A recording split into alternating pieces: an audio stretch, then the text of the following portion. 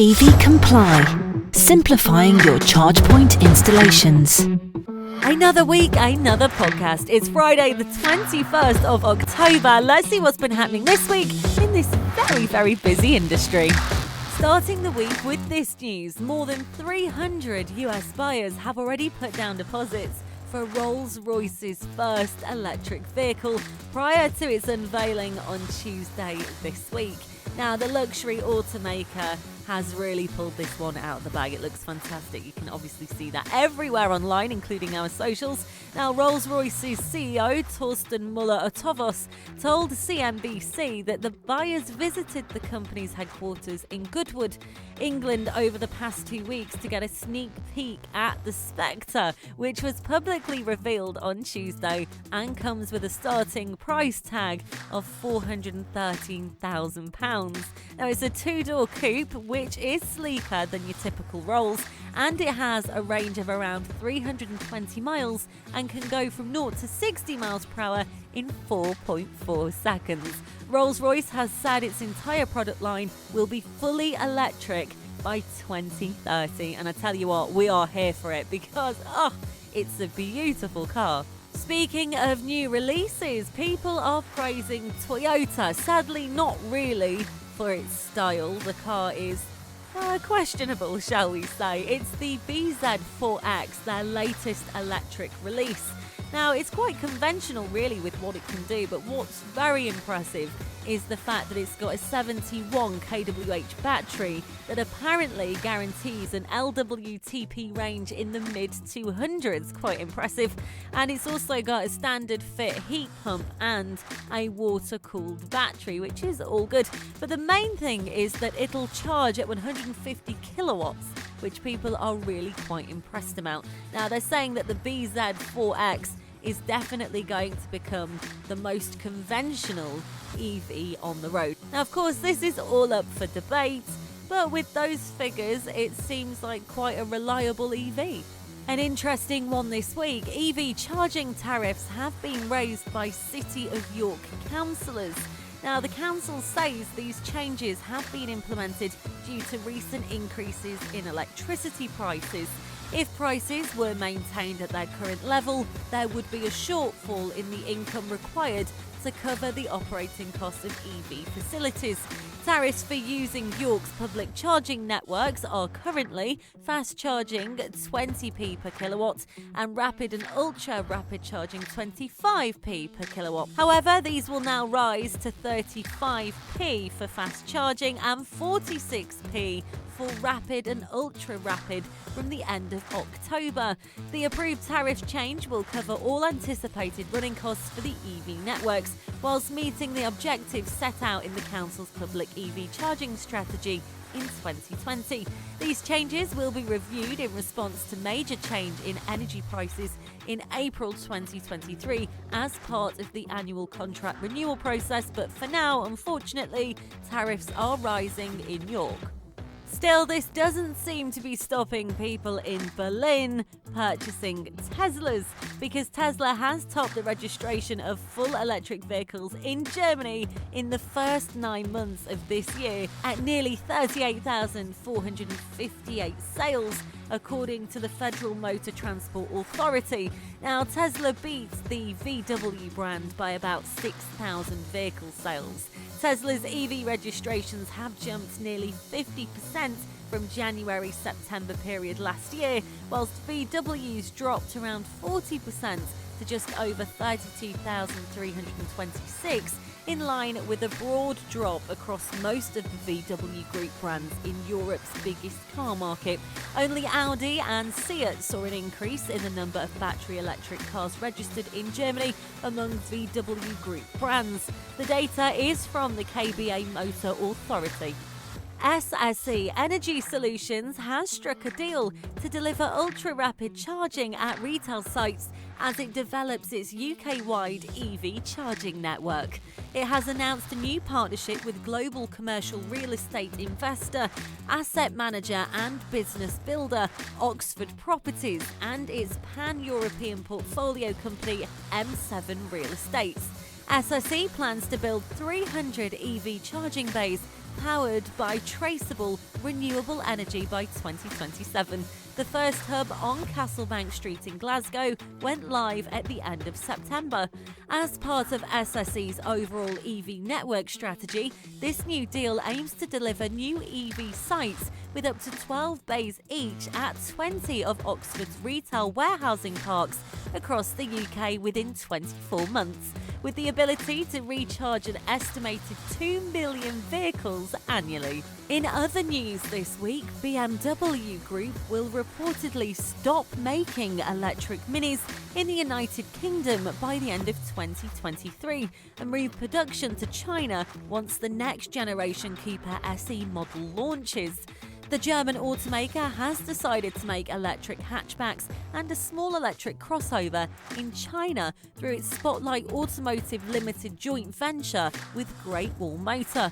BMW announced in November 2021 that it would start making electric minis at a new plant in China from 2023. However, the automaker did not say at the time that EV production would stop in the UK. Meanwhile, the new head of Mini, Stefanie Wurst, told The Times last week that making electric and gasoline cars on the same line at the Oxford plant has been inefficient. Oxford is not geared up for electric vehicles. It will need renovation and investment, she said. As a result, existing lines will be stripped out as part of a major overhaul at an unspecified future date.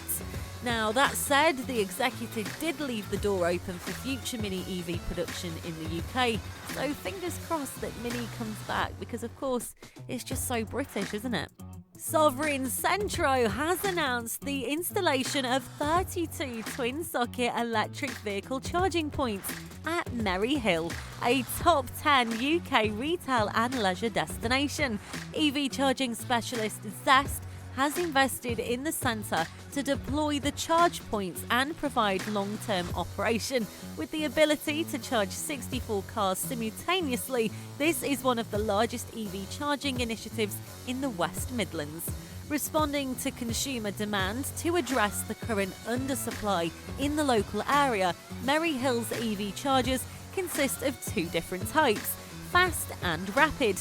Selected to reflect the average customer's dwell time at Merry Hill, visitors are able to charge whilst they shop with the 22 kilowatt fast chargers adding 90 miles range in just 1 hour.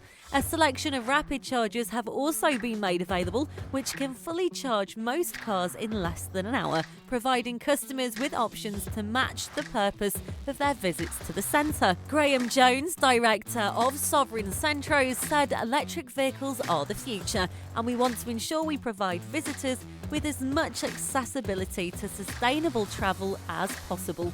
We know how important taking positive action against climate change is to customers, and we are delighted that Zest has invested in our destination and partnered with us on this crucial scheme. It's great to hear about so many charger installations, but actually, after reading this, it's very needed. Almost 3/4 of EV owners are unhappy with the UK's public charging system, a new survey has found. The poll of almost 1,500 drivers of electric or plug-in hybrid vehicles, by which highlighted the difficulties many motorists are facing in finding a charger that works. 74% of respondents said that they were dissatisfied with charging infrastructure. 2 out of 5, which is 40%, reported finding a non-working charger, while 61% have suffered difficulties making payments. The vast majority of EV owners, which is 84% who use public chargers, want the option of paying by a contactless bank card, the survey also found. Now, most charge points require drivers to pay through an app. Almost half, 45% of those questioned, estimated that the nearest public on-street charge point to their home is more than a 20-minute walk away. Now, with the adoption of EVs increasing, stats like that are ever concerning. In better news, a new British standard has been launched to ensure that EV chargers are accessible for all. Now, work on the standard began when research by disabled motoring charity Motability showed that many disabled people found current designs of EV chargers difficult. or in some cases impossible to use. In response to these challenges, Motability and the UK government formed a partnership to co-sponsor a new accessibility standard for public EV charging points developed by BSI. Now, in its role as the national standard body, during the partnership, Motability awarded Designability, a charity which specialises in developing solutions to help disabled people live with greater independence, with grant funding to explore electric vehicle charging solutions for the benefit of disabled drivers. Now, here's the one we've all been waiting for. Aviva has reaffirmed its commitment to sustainability by launching one of the UK's first standalone insurance products covering electric vehicle charge points. Yay! Finally. Now, as the UK sees a boom in the installation of chargers, the insurer is responding to demand from brokers for a specialist all-risk policy for both installers and operators. There are currently more than 94,000 plug-in cars registered in the UK, and of course the sale of petrol and diesel vehicles is to be banned from 2030. Now, the insurer is now offering erection all risks. Yeah, I never thought I'd say that on the podcast. And also operational all risks. Now, they will cover for EV chargers on a standalone basis, and it's the standalone that's so brilliant. Now, the product is aimed at customers including contractors, car park operators, local authorities, asset managers and forecourt operators, with cover applicable from everything from a single charger to an entire network. Now, it will cover the risk including fire, flooding, malicious damage, which is an interesting one, accidental and impact damage, and breakdown. Risk management assessments and inspections covering electrical integrity and safety are also offered through the policies. Now, just as we seem to have entered yet another political mess here in the UK, the US Department of Energy is awarding $2.8 billion in grants from the bipartisan infrastructure law to shore up domestic battery manufacturing and mineral production. The White House announced this on Wednesday this week. The Biden administration is also launching a new government-wide initiative to strengthen supply chains to support electric vehicle manufacturing. Great news for the US.